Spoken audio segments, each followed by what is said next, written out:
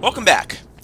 In the previous video, we read the fourth and final book off of this bookshelf, that being this one right here, and it told us about the age that we will be going to, and strangely enough, this book didn't specify what the name of this age is.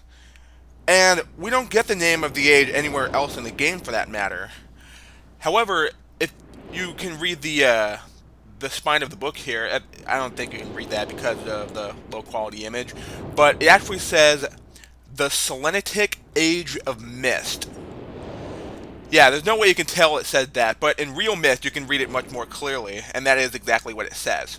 So the age we're going to next is called the Selenitic Age, and we have a couple of images in the book, such as this thing right here, which shows a fan blowing some of the heat from the chasm that opened up at the age, blowing them into the pipe so that Atris could harness some of the heat. And you can see some of the entries that faded out, and there's also some other images here. Not exactly sure what this is. That looked like a radar or a satellite dish of some sort. That's the rocket ship. And we got what looked like a keyboard with 5 different notes labeled and, or excuse me, numbered and highlighted. And the last page just shows an image of what I can only assume is a bird's eye view of the Selenitic Age. So, let's go ahead and input the access key that we got in the previous video, which is 59 volts. 59 volts. Well, where can we put in 59 volts? Well, if we start at the rocket ship, you'll see that there are some cables that travel along over to that tower right there. And over at that tower, there is a ladder that we can climb up with a switch, which doesn't appear to do anything. And it's not a marker switch either. But the cable continues going on that way, over there. And if we continue to follow it, it will lead us to this shack right here. Let's go ahead and see what's inside. It's a dead end with a door and a button, which opens said door, which leads us to a generator room. Aha! This is where we must put in the 59 volts for this spaceship. And if we turn around, we see a diagram of the 2 gauges and the buttons. So this says power, I guess that's overall power, and power to spaceship, and generator switches numbered 1 through 10. So let's see, how can we put in 59 volts? Well, let's go ahead and start from the bottom up then. So starting with 10. Wait, that's not 10, that says 9. Okay, now it's up to 28. Okay, wait a second. So, this is numbered 1 on the diagram, but it's actually 10 volts. Okay, so this diagram right here is absolutely wrong. These buttons are not generating 1 through 10 volts as indicated by the diagram. They generate a random number of volts. So let's see. This one gives us 10. This one's 7, 8, 16, 5, that's 9, 19, 22, 2, and 1. So that's the number of volts that we get from each of the 10 buttons here. And how can we add them up to 59 volts? Well, there's one of 2 different ways you can do so. You can just do it by trial and error. You can just keep pressing these buttons until you get a total number of 59 volts. Or, if you're a math whiz like I am, you could just calculate it all in your head and try to add up 59 volts in accordance to which number add up to 59 volts. And the buttons to add up to 59 are this one to give us 19, then 22 to give us 41, then 10 to give us 51, and then 8, which is one of these 2. Is this 8? No, that's 8. But there we go, 59 volts right there. Now, Say you were doing this by trial and error. What would happen if you did go over 59 volts by mistake?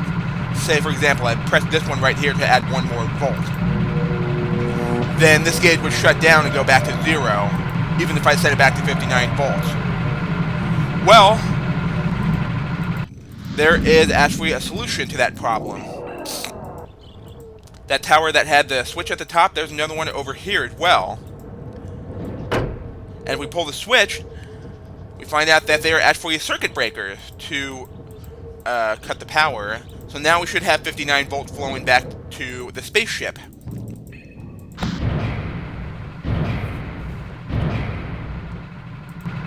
Yep, there we go. Now it's back to 59 volts. Yeah, in the original Myst, you only have to pull one of the two circuit breakers, but in real Myst, you have to pull both of them. And I have to admit, when I first started playing Myst when I was like 7 or 8 years old, every time I ended up going over 59 volts, I never knew I had to flip the circuit breakers. I would always restart the game and try again every time I went over 59 volts. But that was me back then. I was just learning the game. So anyway, now that we have 59 volts flowing into the spaceship, let's see if we can open it. And the answer is yes.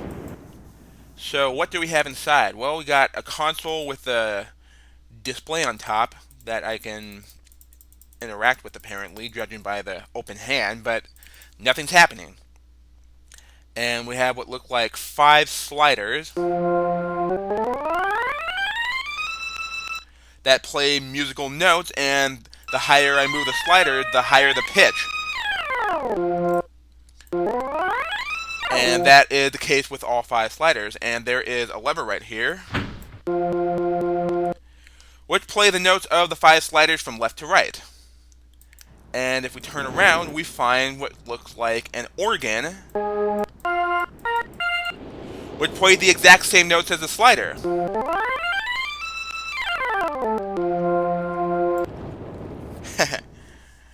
And actually, before I go on any further, I want to do something here.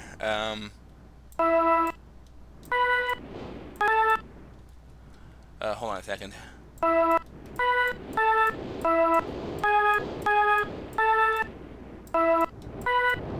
Ah, dang it.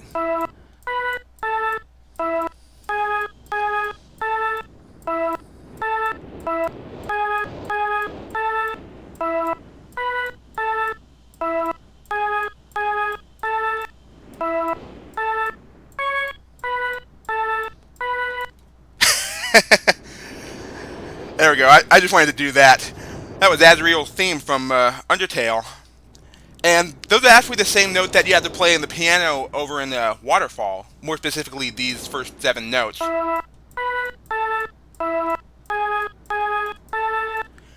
And then you would get access to that artifact that freaking dog gobbles up. But anyway. So I think it's kind of clear what we have to do here. Hold on a second.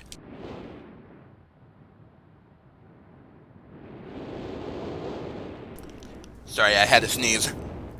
Anyway, so yeah, if we go back to the library and take a look at that journal again, I think we know what we must do with this right here, this diagram showing the 5 highlighted keys on this keyboard. So we have to press them in this order. Oops.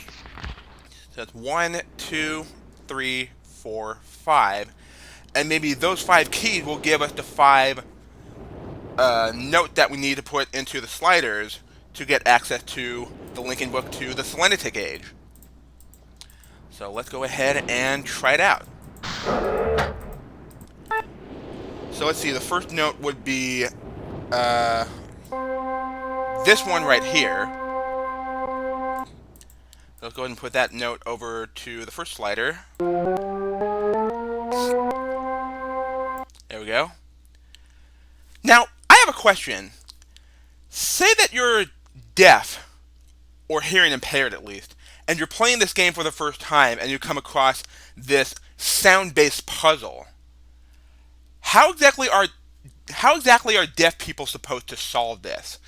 I mean, it's bad enough that I'm hearing impaired, which would explain my slurred vocabulary, my slurred speech.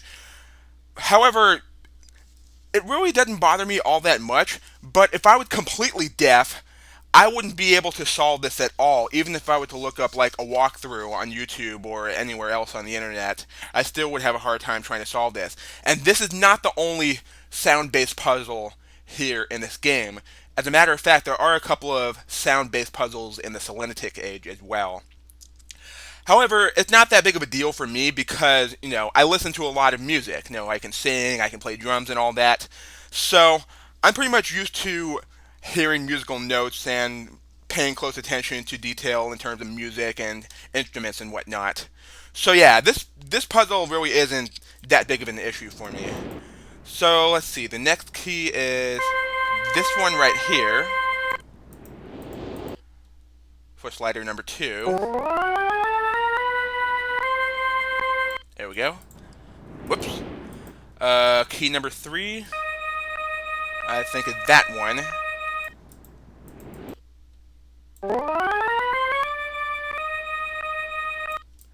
And then the 4th key would be, no. That one right there. Oops. There we are. And the final key is this one.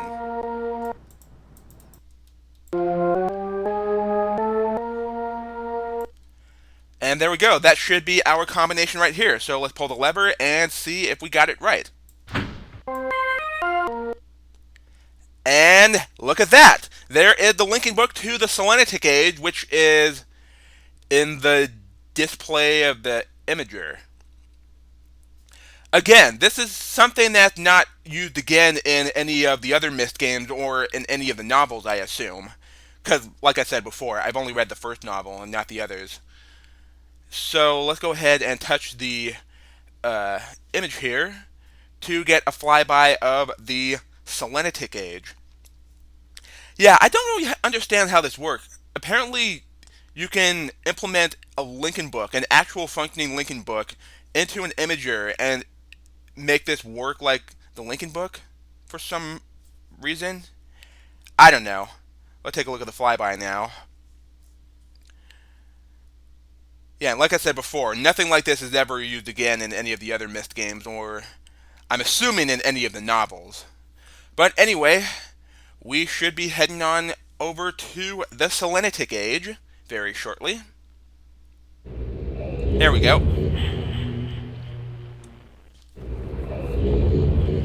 And here we are.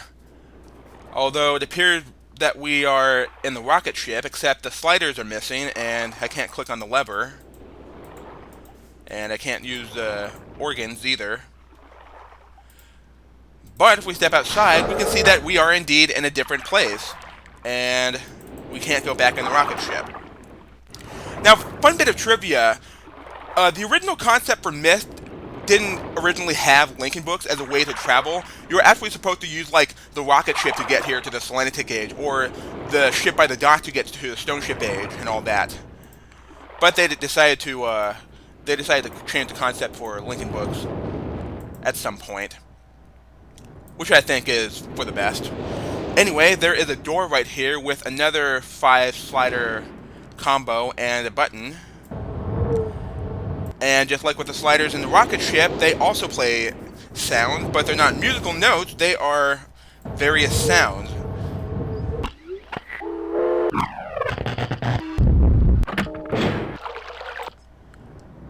And if we were to press the button, it would play the 5 sliders again from left to right, just like in the spaceship. So again, how are deaf people supposed to solve this? Anyway.